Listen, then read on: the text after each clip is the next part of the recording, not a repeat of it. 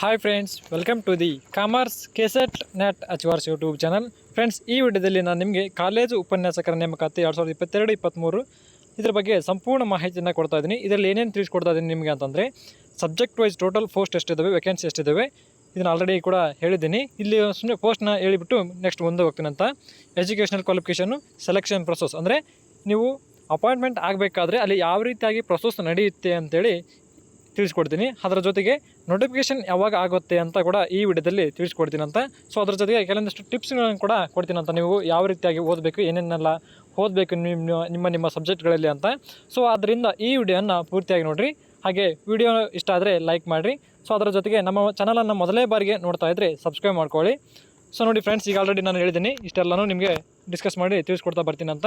So ನೋಡಿರಿ, first one ಏನಂದರೆ, ಈಗ ಸಬ್ಜೆಕ್ಟ್ ವೈಸ್ ಎಷ್ಟು ವೇಕೆನ್ಸಿ ಇದೆ ಅಂತ ಈಗ ಆಲ್ರೆಡಿ ಗೊತ್ತಿದೆ. ಆದರೂ ಕೂಡ ಇಲ್ಲಿ ಒಂದು ಸ್ವಲ್ಪ ನಿಮಗೆ ಮಾಹಿತಿ ಕೊಟ್ಬಿಟ್ಟು ಮುಂದೆ ಹೋಗ್ತೀನಿ ಅಂತ.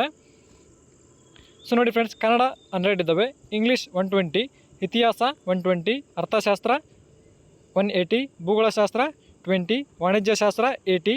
ವಾಣಿಜ್ಯಶಾಸ್ತ್ರ ಅಂದರೆ ಕಾಮರ್ಸ್ ನೋಡಿರಿ ಫ್ರೆಂಡ್ಸ್ 80, ಸಮಾಜಶಾಸ್ತ್ರ 75, ರಾಜ್ಯಶಾಸ್ತ್ರ 75, ಮನಃಶಾಸ್ತ್ರ 2, ಗಣಕ ವಿಜ್ಞಾನ 6. ಟೋಟಲಿ 778 ಪೋಸ್ಟ್ಗಳಿಗೆ ಈಗ ನೋಟಿಫಿಕೇಷನ್ ಆಗಿರ್ತಕ್ಕಂಥದ್ದು, ಮಾಹಿತಿ ಬಂದಿರತಕ್ಕಂಥದ್ದು. ಸೊ ಈಗ ವೇಕೆನ್ಸಿ ಬಗ್ಗೆ ನಿಮಗೆ ಆಲ್ರೆಡಿ ಕ್ಲಾರಿಟಿ ಇದೆ ಅಂತ ಅಂದ್ಕೊಳ್ತೀನಿ ಅಂತ. ಆಲ್ರೆಡಿ ಲಾಸ್ಟ್ ವಿಡಿಯೋದಲ್ಲಿ ಕೂಡ ನಾನೇ ನಿಮಗೆ ಇನ್ಫಾರ್ಮೇಷನ್ ಕೂಡ ಕೊಟ್ಟಿದ್ದೆ, ಹಾಗೆ ನೀವು ಕೂಡ ನೋಡಿರ್ಬೋದು. ಸೊ ಈಗ ಸೆಕೆಂಡ್ ಒನ್ ಬಂದುಬಿಟ್ಟು ಎಜುಕೇಷನಲ್ ಕ್ವಾಲಿಫಿಕೇಷನ್. ನೋಡಿ ಫ್ರೆಂಡ್ಸ್, ಇದ್ರ ಬಗ್ಗೆ ನೀವು ಲಾಸ್ಟ್ ವಿಡಿಯೋದಲ್ಲಿ ಕಮೆಂಟ್ ಕೂಡ ಮಾಡಿದ್ರಿ, ಹಾಗೆ ವಾಟ್ಸಪ್ ಗ್ರೂಪಲ್ಲಿ ಕೂಡ ಮೆಸೇಜ್ ಕೂಡ ಮಾಡಿದ್ರಿ. ಸೊ ಇದು ಹೇಗೆ ಏನು ಅಂತೇಳಿ. ಸೊ ನೋಡಿ ಫ್ರೆಂಡ್ಸ್, ಎಜುಕೇಷನಲ್ ಕ್ವಾಲಿಫಿಕೇಷನ್ ಏನೇನೆಲ್ಲ ಇರಬೇಕನ್ನೋದಾದರೆ PG + B.Ed. ನೋಡಿ ಫ್ರೆಂಡ್ಸ್, ಎಕ್ಸಾಂಪಲ್ ಹೇಳೋದಾದರೆ MCom + B.Ed ಅಥವಾ MA + B.Ed, MSc + B.Ed ಇವೆರಡು ಕಂಪ್ಲೀಟ್ ಆಗಿರಲೇಬೇಕು. ಸೊ ನಿಮ್ಮ PGಯಲ್ಲಿ 55% ನೀವು ಕಂಪಲ್ಸರಿ ಮಾಡಿರಲೇಬೇಕು, ಅದಕ್ಕಿಂತ ಕಡಿಮೆ ಇರಬಾರ್ದು. MA ಆಗಿರ್ಬೋದು, MCom ಆಗಿರ್ಬೋದು ಅಥವಾ MSc ಆಗಿರ್ಬೋದು, ಇದರಲ್ಲಿ ನೀವು ಏನು ಮಾಡಿರಬೇಕು, 55% ತೆಗೆದಿರಲೇಬೇಕು. ಅದಕ್ಕಿಂತ ಹೆಚ್ಚಿಗೆ ಇದು ನಡೀತೆ, ಆದರೆ ಅದಕ್ಕಿಂತ ಕಡಿಮೆ ಇರಬಾರ್ದು. ಆದರೆ ನಿಮಗೆ ಇಲ್ಲಿ ಕೆಲವೊಬ್ಬರು ಡೌಟ್ಸ್ ಇರುತ್ತೆ, ಸರ್ ಇದರಲ್ಲಿ ಏನಾದರೂ ಕೆಸೆಟ್ ಆಗಲಿ, ನೆಟ್ ಆಗಲಿ ಅಥವಾ TET ಆಗಲಿ ಏನಾದರೂ ಬೇಕಾ ಅಂತ. ಸೊ ಆದರೆ ಇವುಗಳ ಯಾವುದೇ ಮಾಹಿತಿ ಬೇಕಾಗಿಲ್ಲ ನಿಮಗೆ, ಇವುಗಳ ಅರ್ಹತೆ ಬೇಕಾಗಿಲ್ಲ. ಸೊ ನೆಟ್ ಆಗಲಿ, ಸೆಟ್ ಆಗಲಿ ಅಥವಾ TET ಆಗಲಿ ಅವುಗಳ ಬಗ್ಗೆ ಇಲ್ಲಿ ಬೇಕಾಗಿಲ್ಲ. ಸೊ ಅದರಿಂದ ನಿಮಗೆ ಇಲ್ಲಿ ಏನೇನು ಬೇಕು, qualification, education qualification PG + B.Ed, MA MCom ಅಥವಾ MSc ಜೊತೆಗೆ ಏನಾಗಿರಬೇಕು, B.Ed ಕೂಡ ಆಗಿರಬೇಕು. ಇದು ಎಜುಕೇಷನಲ್ ಕ್ವಾಲಿಫಿಕೇಷನ್. ಸೊ ನೆಕ್ಸ್ಟ್ ನೋಡೋದಾದರೆ, ಸೊ ನೋಡಿ ಫ್ರೆಂಡ್ಸ್, ಈಗ ಸ್ಪರ್ಧಾತ್ಮಕ ಪರೀಕ್ಷೆ ಮೂಲಕ ನಿಮ್ಮ ಆಯ್ಕೆ ಪ್ರಕ್ರಿಯೆ ನಡೀತದೆ. ಅಂದರೆ ಯಾವ ರೀತಿಯಾಗಿ ನಿಮ್ಮನ್ನು ಅಪಾಯಿಂಟ್ಮೆಂಟ್ ಮಾಡ್ಕೊಳ್ತಾರೆ ಅಂತ ನೋಡೋದಾದರೆ ಅದ್ರ ಬಗ್ಗೆ ಇಲ್ಲಿ ಹೇಳ್ತಾ ಇದ್ದೀನಿ ನೋಡಿರಿ. ಇದು ನಿಮಗೆ ಡೌಟ್ಸ್ ಇರ್ಬೋದು ಕೆಲವೊಬ್ಬರಿಗೆ. ಸೊ ಈಗ ಅದು ಆಲ್ರೆಡಿ ಇದ್ರ ಬಗ್ಗೆ ಬರೆದಿರ್ತಕ್ಕಂಥವ್ರಿಗೆ ಆದರೆ ಮಾಹಿತಿ ಇರುತ್ತೆ. ಆದರೆ ಈ ವರ್ಷದ ಕೂಡ ಭಾಳಷ್ಟು ಜನ ಬರಿತಾ ಇರೋದ್ರಿಂದ, ಪ್ರೆಷರ್ಸ್ ಇರ್ತಿರಲ್ಲ ಅಂಥವ್ರಿಗೆ ಭಾಳಷ್ಟು ಇದು ಹೆಲ್ಪ್ಫುಲ್ ಆಗುತ್ತೆ. ಅದರಿಂದ ಪೂರ್ತಿಯಾಗಿ ನೋಡಿರಿ.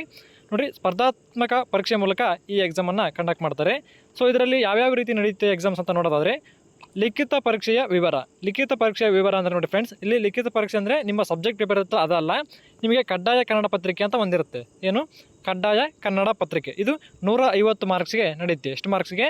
ಕಡ್ಡಾಯ ಕನ್ನಡ ಪತ್ರಿಕೆ 150 ಮಾರ್ಕ್ಸ್ಗೆ ನಿಮಗೆ ಎಕ್ಸಾಮನ್ನು ನಡೆಸ್ತಾರೆ. ಸೊ ಅದರಲ್ಲಿ ನೀವು ಮಿನಿಮಮ್ ಅಂದರೂ ಕೂಡ ಎಷ್ಟು ತೆಗಿಬೇಕು, 75 ಅಂಕಗಳನ್ನು, 75 ಮಾರ್ಕ್ಸ್ಗಳನ್ನು ತೆಗಿಬೇಕು. ಸೊ ಇದು ಕೇವಲ ಎಲಿಜಿಬಿಲಿಟಿ ಮಾತ್ರ, ಇದು ನಿಮಗೆ ಮೆರಿಟ್ಗೆ ಕೌಂಟ್ ಆಗೋದಿಲ್ಲ ಈ ಕನ್ನಡದಲ್ಲಿ ಬರತಕ್ಕಂಥ ಮಾರ್ಕ್ಸು. ಓಕೆ, ಸೊ ನೀವು 150ಕ್ಕೆ 150 ಕೂಡ ನಿಮಗೇನಿದೆ ಎಲಿಜಿಬಿಲಿಟಿ ಮಾತ್ರ. ಓಕೆ, 75 ಕೂಡ ಎಲಿಜಿಬಲ್ ಆಗ್ತೀರಾ, 150ಕ್ಕೆ 155 ಕೂಡ ಎಲಿಜಿಬಲ್ ಆಗ್ತೀರಾ. ಸೊ ಅಂದರೆ ಏನರ್ಥ, 75 ಮಾರ್ಕ್ಸ್ ತೆಗೆದ್ರೆ ನಿಮ್ಮ ಸೆಕೆಂಡ್ ಪೇಪರ್ಸ್ ವ್ಯಾಲ್ಯೂಯೇಷನ್ ಆಗುತ್ತೆ. ಸೊ ಇಲ್ಲ ಅಂತಂದರೆ ಅದ್ರ ವ್ಯಾಲ್ಯೂಯೇಷನ್ನು ಆಗಲ್ಲ. ಸೊ ಇದನ್ನು ಯಾಕೆ ನಿಮಗೆ ಕಂಡಕ್ಟ್ ಮಾಡ್ತಾರೆ ಕನ್ನಡ ಕಡ್ಡಾಯ ಪತ್ರಿಕೆ ಅಂತಂದರೆ, ನೀವು ಕರ್ನಾಟಕದಲ್ಲಿ ವರ್ಕ್ ಮಾಡೋಕ್ಕಾಗಿರೋದ್ರಿಂದ, ಕನ್ನಡ ಮೀಡಿಯಂ ವಿದ್ಯಾರ್ಥಿಗಳು ಭಾಳಷ್ಟು ಇರೋದ್ರಿಂದ ನೀವು ಕನ್ನಡದಲ್ಲೇ ಭಾಳಷ್ಟು ಎಕ್ಸ್ಪ್ಲೇನನ್ನು ಕೊಡಲೇಬೇಕಾಗುತ್ತೆ, ಮ್ಯಾನೇಜ್ ಕೂಡ ಮಾಡಲೇಬೇಕಾಗುತ್ತೆ. ಸೊ ಆದ್ದರಿಂದ ನಿಮ್ಗೆ ಏನು ಮಾಡ್ತಾರೆ, 75 ಮಾರ್ಕ್ಸ್ ಆದರೂ ಮಿನಿಮಮ್ ಅದು ತೆಗಿಬೇಕಂತೇಳಿ ಕನ್ನಡ ಕಡ್ಡಾಯ ಪತ್ರಿಕೆಯನ್ನು ಇಟ್ಟಿರ್ತಾರೆ. ಸೊ ನೋಡಿ ಫ್ರೆಂಡ್ಸ್, ಈಗ ಇದು ಲಿಖಿತ ಪರೀಕ್ಷೆ ಕಡ್ಡಾಯ ಕನ್ನಡ ಪತ್ರಿಕೆಯ ಬಗ್ಗೆ ನಿಮಗೆ ಕ್ಲಾರಿಟಿ ಸಿಕ್ಕಿದೆ ಅಂತ ಅಂದ್ಕೊಳ್ತೀನಿ. ಅಂದರೆ ಏನರ್ಥ, ಕನ್ನಡ ಒಂದು ಎಕ್ಸಾಮ್ ನಡೆಸ್ತಾರೆ, ಅದರಲ್ಲಿ ನೀವು 75 ಅಂಕಗಳನ್ನ ತೆಗಿಬೇಕು. ಟೋಟಲ್ ಅಂಕಗಳು ಎಷ್ಟಿರ್ತವೆ, 150. ಸೊ ಇದು ನೀವು ಬರೀಬೇಕು, ಮಲ್ಟಿಪಲ್ ಚಾಯ್ಸು ಇರೋದಿಲ್ಲ ಯಾವುದು ಕಡ್ಡಾಯ ಕನ್ನಡ ಪತ್ರಿಕೆಯಲ್ಲಿ. ಸೊ ಸೆಕೆಂಡ್ ಒನ್ ನೋಡಿರಿ, ಪೇಪರ್ 1 and 2 ನೋಡಿರಿ. ನಿಮ್ಮ ಸಬ್ಜೆಕ್ಟ್ ಯಾವಿರ್ತಾವಲ್ಲ, ಯಾವುದೇ ಸಬ್ಜೆಕ್ಟ್ ಆಗಿರ್ಬೋದು, ನಿಮ್ಮದು ಕಾಮರ್ಸ್ನವ್ರಿಗೆ ಯಾರಿದ್ರೆ ಅಲ್ಲಿ ಕೂಡ ಕಾಮರ್ಸ್ ರಿಲೇಟೆಡ್ 2 ಸಬ್ಜೆಕ್ಟ್ ಇರ್ತವೆ. ಹಿಸ್ಟ್ರಿ ಆದರೆ ಹಿಸ್ಟ್ರಿಗೆ 2 ಸಬ್ಜೆಕ್ಟ್ ಇರ್ತವೆ. ಪ್ರತಿಯೊಂದು ಸಬ್ಜೆಕ್ಟ್ ಕೂಡ ಪೇಪರ್ 1 and ಪೇಪರ್ 2 ಅಂತ ಇರುತ್ತೆ. ಸೊ ನಿಮ್ಗೆ ಆಲ್ರೆಡಿ ನಾನು ಸಿಲೆಬಸ್ ಕಾಪಿಯನ್ನು ಡೌನ್ಲೋಡ್ ಮಾಡುವಂಥ ಸಂದರ್ಭದಲ್ಲಿ ನಿಮಗೆ ತೋರಿಸ್ಕೊಟ್ಟಿದ್ದೀನಿ ಯಾವ್ಯಾವ ಇರ್ತವೆ, ಏನೇನು ಇರುತ್ತೆ ಅಂತ. ನೀವು ಕೂಡ ಸಿಲೆಬಸ್ಸನ್ನು ಈಗ ಆಲ್ರೆಡಿ ನೋಡಿದರೆ ನಿಮಗೆ ಕ್ಲಾರಿಟಿ ಸಿಕ್ಕಿರುತ್ತೆ. ಓಕೆ, ಸೊ ಇವು ನೋಡಿರಿ, ಈ ಎಕ್ಸಾಮನ್ನು ಯಾರು ಕಂಡಕ್ಟ್ ಮಾಡ್ತಾರೆ ಅಂತಂದರೆ KEA ಕಂಡಕ್ಟ್ ಮಾಡುತ್ತೆ ಈ ಎಕ್ಸಾಮನ್ನು. ಓಕೆ, ಯಾರು ಮಾಡ್ತಾರೆ? KEA ಅಂದರೆ ಕರ್ನಾಟಕ ಎಕ್ಸಾಮಿನೇಷನ್ ಅಥಾರಿಟಿ ಅವರು ಈ ಎಕ್ಸಾಮನ್ನು ಕಂಡಕ್ಟ್ ಮಾಡ್ತಾರೆ. ಸೊ ನೋಡಿರಿ, ಈ ಫಸ್ಟ್ ಪೇಪರು ಮತ್ತು ಸೆಕೆಂಡ್ ಪೇಪರ್ ಇದೆಲ್ಲ ನಿಮ್ಮ ಸಬ್ಜೆಕ್ಟ್ ಪೇಪರ್ಸು, ಅವುಗಳನ್ನು ಯಾವ ರೀತಿ ಕ್ವಶನ್ಸ್ ಇರ್ತಾವೆ ಅಂತಂದರೆ MCQ ಕ್ವಶನ್ಸ್ ಇರ್ತವೆ. ಯಾವ ಕ್ವಶನ್ಸು? MCQ ಅಂದರೆ ಮಲ್ಟಿಪಲ್ ಚಾಯ್ಸ್ ಕ್ವಶನ್ಸ್ ಇರ್ತವೆ. ಓಕೆ, ಸೊ ಈ ರೀತಿಯಾಗಿರುತ್ತೆ. ಅದು ಕನ್ನಡ ಆದರೆ ಬರೀಬೇಕು, ರಿಟರ್ನ್ ಇರುತ್ತೆ. ಸೊ ಆದರೆ ಇವು ಆದರೆ ಏನಿರ್ತವೆ? Subject papers, paper 1 and paper 2 MCQ questions ಇರ್ತವೆ. ಸೊ ನೋಡಿ ಫ್ರೆಂಡ್ಸ್, ಇಲ್ಲಿ ನಿಮಗೆ ಇನ್ನೊಂದು ಇಂಪಾರ್ಟೆಂಟ್ ಇನ್ಫಾರ್ಮೇಷನ್ ಏನಂತಂದರೆ ನೆಗೆಟಿವ್ ಮಾರ್ಕ್ಸ್ ಕೂಡ ಇದರಲ್ಲಿ ಇರ್ತವೆ. ಯಾವುದರಲ್ಲಿ? ಪೇಪರ್ 1 ಆ್ಯಂಡ್ ಪೇಪರ್ 2 ಅಲ್ಲಿ. ಕನ್ನಡ ಕಡ್ಡಾಯ ಪತ್ರಿಕೆ ಅಲ್ಲ, ಅಲ್ಲಿ ಇರೋದಿಲ್ಲ, ಆದರೆ ಇದರಲ್ಲಿ ಇರ್ತವೆ. ಯಾವುದರಲ್ಲಿ? ಪೇಪರ್ 1 ಆ್ಯಂಡ್ ಪೇಪರ್ 2 ನಿಮ್ಮ ಸಬ್ಜೆಕ್ಟ್ ಪೇಪರ್ಸ್ ಇರ್ತವಲ್ಲ, ಅದರಲ್ಲಿ ಮಲ್ಟಿಪಲ್ ಚಾಯ್ಸ್ ಕ್ವೆಶನ್ಸ್ ಇರ್ತವೆ. ಅದರಲ್ಲಿ ನೀವೇನಾದರೂ ರಾಂಗ್ ಮಾಡಿದರೆ ಅದಕ್ಕೆ ನೆಗೆಟಿವ್ ಮಾರ್ಕ್ಸ್ ಕೂಡ ಇರ್ತವೆ. ಓಕೆ ಫ್ರೆಂಡ್ಸ್, ಈ ರೀತಿಯಾಗಿ ನಿಮ್ಮ ಸೆಲೆಕ್ಷನ್ ಪ್ರೊಸೆಸ್ಸು ಅದು ನಡೆಯುತ್ತೆ. ಸೊ ನೆಕ್ಸ್ಟ್ ನೋಡೋದಾದರೆ ಫ್ರೆಂಡ್ಸ್ ನೋಡಿರಿ, ಇದರ ನೋಟಿಫಿಕೇಷನ್ ಯಾವಾಗ ಆಗ್ಬೋದು ಅಂತ ಒಂದು ಅಂದಾಜಿನ ಮೇಲೆ ಹೇಳೋದಾದರೆ, ಅಂದರೆ ಲಾಸ್ಟ್ ಟೈಮ್ ನಡೀತಲ್ಲ ಅದರ ಆಧಾರದ ಮೇಲೆ ಹೇಳೋದಾದರೆ, ಸೊ ನೋಡಿರಿ 3 ಮಂತ್ ಆದರೂ ಆಗ್ಬೋದು, ಅಥವಾ 4 ಮಂತ್ ಆದರೂ ಆಗ್ಬೋದು, ಅಥವಾ 5 ಮಂತ್ ಆದರೂ ಆಗಿರ್ಬೋದು, ಅಥವಾ 1 ಇಯರ್ ಆಗ್ಬೋದು, ಅಥವಾ 2 ಇಯರ್ಸ್ ಆದರೂ ಆಗ್ಬೋದು. ಸೊ ಓಕೆ, ಯಾಕಂತಂದರೆ ಲಾಸ್ಟ್ ಇಯರಲ್ಲಿ ನೋಡಿರ್ಬೇಕಾದ್ರೆ 2015ರಲ್ಲಿ ಕರೆದಿರ್ತಕ್ಕಂಥ ನೋಟಿಫಿಕೇಷನಲ್ಲಿ ಈ ರೀತಿ ಬಂದಂಥ ಸಂದರ್ಭದಲ್ಲಿ ಅದು 2-3 ವರ್ಷ ಆದಮೇಲೆ ಏನು ಮಾಡಿದ್ರು ಅಂದರೆ ಎಕ್ಸಾಮನ್ನು ಕಂಡಕ್ಟ್ ಮಾಡಿದರು. ಸೊ ಆದ್ದರಿಂದ ನೀವೇನು ಮಾಡಿರಿ, ಅದು ಎಷ್ಟೇ ವರ್ಷಕ್ಕೆ ನಡೀಲಿ, 3 ತಿಂಗಳಾದ್ರೂ ನಡೀಲಿ, 4 ತಿಂಗಳಿಗಾದ್ರೂ ನಡೀಲಿ, 5 ತಿಂಗಳಿಗಾದ್ರೂ ನಡೀಲಿ, ಅಥವಾ 1 ಇಯರ್ಗಾದ್ರೂ ನಡೀಲಿ, ಅಥವಾ 2 ಇಯರ್ಸ್ಗಾದ್ರೂ ನಡೀಲಿ. ಸೊ ಅದು ನಿಮಗೆ ಏನಾಗುತ್ತೆ, ಎಷ್ಟು ಅದು ಪೋಸ್ಟ್ಪೋನ್ ಆಗಿರ್ತಾರೆ, ಎಷ್ಟು ಮುಂದಕ್ಕೆ ಹೋಗಿರುತ್ತಲ್ಲ ಅಷ್ಟು ನಿಮಗೆ ಅದನ್ನು ಓದೋದಕ್ಕೆ ಅಷ್ಟು ಅವಕಾಶ ಸಿಗುತ್ತೆ. ಸೊ ಇನ್ನು ಯಾರು ನೀವು ಅದ್ರ ಬಗ್ಗೆ ಇನ್ನೂ ಏನೂ ಗೊತ್ತಿರೋದಿಲ್ಲ ಅಲ್ವಾ, ಅಂದರೆ ಅದ್ರ ಬಗ್ಗೆ ಏನು ರೆಫರ್ ಮಾಡಿರಲ್ಲ, ಏನು ಇನ್ನೂ ಪ್ರೆಷರ್ಸ್ ಇರ್ತೀರಿ. ಸೊ ಅಂಥವ್ರಿಗೆ ಇದು ಏನಾಗುತ್ತೆ, ಒಂದು ಸುವರ್ಣ ಅವಕಾಶ, ಎಷ್ಟು ಮುಂದೆ ಹೋಗಿರುತ್ತೆ ಅಷ್ಟು. ಓಕೆ, ಸೊ ಇದು ಎಕ್ಸಾಮು ಮುಂದೆ ಹೋಗೋದಕ್ಕೆ ಒಂದು ರೀಸನ್ ಏನಂದರೆ, ಹೋದ್ರೆ ಹೋಗ್ಬೋದು ಅಥವಾ ಇಲ್ಲಿಕ್ಕೆ ಇಲ್ಲ. ಸೊ ಆದರೆ ಹೋದರೆ ಯಾವ ಕಾರಣಕ್ಕೋಸ್ಕರ ಹೋಗುತ್ತೆ ಅಂದರೆ, ನೆಕ್ಸ್ಟ್ ಇಯರಲ್ಲಿ ಅಂದರೆ 2023ರಲ್ಲಿ ಎಲೆಕ್ಷನ್ ಇದ್ದಾವೆ. ಸೊ ಆ ಎಲೆಕ್ಷನ್ ಪರ್ಪೋಸ್ ಏನಾದರೂ ಮುಂದೆ ಹೋದರೂ ಹೋಗ್ಬೋದು, ಇಲ್ಲ ಅಂತಂದರೆ ಅದಕ್ಕಿಂತ ಮುಂಚಿತವಾಗಿಯೇ ಎಕ್ಸಾಮನ್ನು ಕಂಡಕ್ಟ್ ಮಾಡ್ಬೋದು. ಓಕೆ, ಸೊ ಆದ್ದರಿಂದ ನೀವೇನು ಮಾಡಿರಿ, ಒಂದು ವೇಳೆ ಮುಂದೆ ಹೋಯ್ತು ಅಂದರೆ ನಿಮಗೊಂದು ಗೋಲ್ಡನ್ ಅಪಾರ್ಚುನಿಟಿ ಅಷ್ಟೇ. ಏನಂತೇಳಿ, ನಿಮಗೆ ಓದೋದಕ್ಕೆ, ಸಬ್ಜೆಕ್ಟ್ ಬಗ್ಗೆ ಗ್ರಿಪ್ ತೊಗೊಳೋದಕ್ಕೆ, ಹಾಗೂ ಕನ್ನಡ ಕಡ್ಡಾಯ ಪತ್ರಿಕೆ ಇದೆಯಲ್ಲ ಅದಕ್ಕೂ ಕೂಡ ಟೈಮ್ ಕೊಡೋದಕ್ಕೆ ನಿಮಗೆ ಒಂದು ಸಮಯ ಸಿಗುತ್ತೆ. ಸೊ ಅದನ್ನು ಯುಟಿಲೈಸ್ ಮಾಡಿಕೊಡ್ರಿ. ನಿಮ್ಮ ಸಬ್ಜೆಕ್ಟ್ ಪೇಪರನ್ನು ಕೂಡ ನಿಮ್ಗೆ ಆಲ್ರೆಡಿ ನಾಲೆಡ್ಜ್ ಇದ್ದೇ ಇರುತ್ತೆ ಸಬ್ಜೆಕ್ಟ್ ಪೇಪರ್ ಬಗ್ಗೆ. ಸೊ ಆದಷ್ಟು ಏನು ಮಾಡಿರಿ, ಇನ್ನೂ ಸ್ವಲ್ಪ ಅದನ್ನು ರಿವಿಷನ್ ಮಾಡಿರಿ ಹಾಗೆ. ಸೊ ಇದೇನಿದು ನೋಟಿಫಿಕೇಷನ್ ಬಗ್ಗೆ ಒಂದು ಎಕ್ಸ್ಪೆಕ್ಟೇಷನು. ಇಲ್ಲ 3 ಮಂತ್ ಆದರೂ ಆಗಿರ್ಬೋದು, 4 ಮಂತ್ ಆದರೂ ಆಗಿರ್ಬೋದು, 5 ಮಂತ್ ಆದರೂ ಆಗಿರ್ಬೋದು, 1 ಇಯರ್ ಆಗ್ಬೋದು, 2 ಇಯರ್ ಆದರೂ ಆಗ್ಬೋದು. ಸೊ ನಿಮಗೆ ಅವಕಾಶ ಇರುತ್ತೆ, ನೀವು ಅದನ್ನ ಯುಟಿಲೈಸ್ ಮಾಡಿಕೊಡ್ರಿ ಫ್ರೆಂಡ್ಸ್. ಈಗ ನಿಮಗೆ ಇಲ್ಲಿ ಟಿಪ್ಸ್ ಕೊಡೋದೇನಂತ ನೋಡೋದಾದರೆ, ನೋಡಿ ಇಲ್ಲಿ ಆಲ್ರೆಡಿ ನಿಮಗೆ ಹೇಳಿದ್ದು ನಾನು ಏನಂತ, ಎಷ್ಟು ವೇಕೆನ್ಸಿಗಳಿದೆ ಅಂತ ಆಲ್ರೆಡಿ ಹೇಳಿದ್ದೀನಿ. 778 ಯಾವ್ಯಾವ ಸಬ್ಜೆಕ್ಟ್ ಎಷ್ಟಿದೆ ಅಂತ ಆಲ್ರೆಡಿ ಹೇಳಿದ್ದೀನಿ ಅಂತ ನೀವು ಕೂಡ ಆಲ್ರೆಡಿ ನೋಡಿದ್ರಿ. ಇಲ್ಲಿ ಕ್ವಾಲಿಫಿಕೇಷನ್ ಇರಬೇಕಂತ ಅದನ್ನು ಕೂಡ ಹೇಳಿದ್ದೀನಿ. ಸೊ ಸೆಲೆಕ್ಷನ್ ಪ್ರೊಸೆಸ್ ಯಾವ ರೀತಿ ಇರುತ್ತೆ ಅಂತ ಅದನ್ನು ಕೂಡ ಹೇಳಿದ್ದೀನಿ. ಇಲ್ಲಿ ನೋಟಿಫಿಕೇಷನ್ ಯಾವಾಗ ಆಗ್ಬೋದು ಅಂತ ಎಕ್ಸ್ಪೆಕ್ಟೇಷನ್ ಕೂಡ ಹೇಳಿದ್ದೀನಿ ಅಂತ ಅಂದಾಜು ಪ್ರಕಾರ.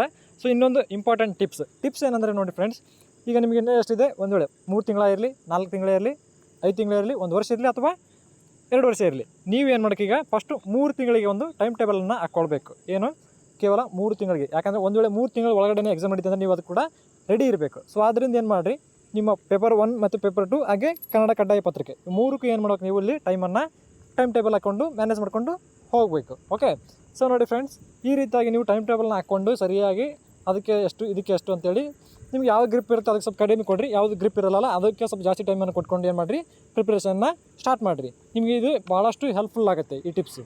ಓಕೆ, ಸೊ ಇನ್ನೂ ನಿಮಗೆ ನಾನು ಆಲ್ರೆಡಿ ಲಾಸ್ಟ್ ವೀಡಿಯೋದಲ್ಲಿ ಹೇಳಿದ್ದೆ ಸಿಲೆಬಸ್ ಹೇಳುವಂಥ ಸಂದರ್ಭದಲ್ಲಿ ನಿಮಗೆ ನಾನು ಯಾವ ಆಥರ್ಸ್ ಬುಕ್ಸನ್ನು ಓದಬೇಕು ಅಂತೇಳಿ ಹೇಳ್ತೀನಿ ಅಂತೇಳಿ.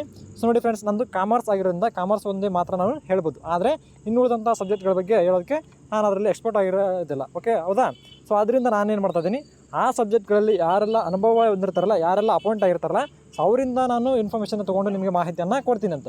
ಸೊ ಅದರೀಗ 4 ಅಥವಾ 5 ಸಬ್ಜೆಕ್ಟಿನ ಇನ್ಫಾರ್ಮೇಷನ್ ನನಗೆ ಸಿಕ್ಕಿದೆ, ಯಾವ್ಯಾವ ಆಥರ್ ಅಂತೇಳಿ. ಸೊ ಆದರೆ ಇನ್ನೂ 4-5 ಸಬ್ಜೆಕ್ಟಿಂದು ಆಥರ್ಸ್ ಕೇಳಿದ್ದೀನಿ, ಅವ್ರು ಇನ್ನೂ ಸ್ವಲ್ಪ ಹೇಳ್ತೀನಿ ಅಂತ ಹೇಳಿದ್ದಾರೆ. ಸೊ ಆದ್ದರಿಂದ ಇನ್ನೊಂದು 2 ದಿನದಲ್ಲಿ ನಿಮಗೆ ನಾನು ಪ್ರತಿಯೊಂದು ಸಬ್ಜೆಕ್ಟಿನ ಯಾವ್ಯಾವ ಬುಕ್ಸನ್ನು ತೆಗೆದುಕೊಂಡು ನೀವು ಓದಬೇಕು, ಯಾವುದನ್ನು ರೆಫರ್ ಮಾಡೋಕ್ಕಂತೇಳಿ ಸಂಪೂರ್ಣ ಮಾಹಿತಿಯನ್ನು ಕೊಡ್ತೀನಿ. ಸೊ ಆದ್ದರಿಂದ ಏನು ಮಾಡಿ, ನೀವು ಅಲ್ಲಿವರೆಗೆ ನಿಮ್ಮಲ್ಲಿರ್ತಕ್ಕಂಥ ಬುಕ್ಸ್ಗಳನ್ನು ಪ್ರೆಸೆಂಟಲ್ಲಿ ಓದ್ತಾ ಬನ್ನಿ. ಅಂದರೆ PUC ಆದರೂ ಆಗಿರ್ಬೋದು ಅಥವಾ ಡಿಗ್ರಿ ಆದರೂ ಆಗಿರ್ಬೋದು.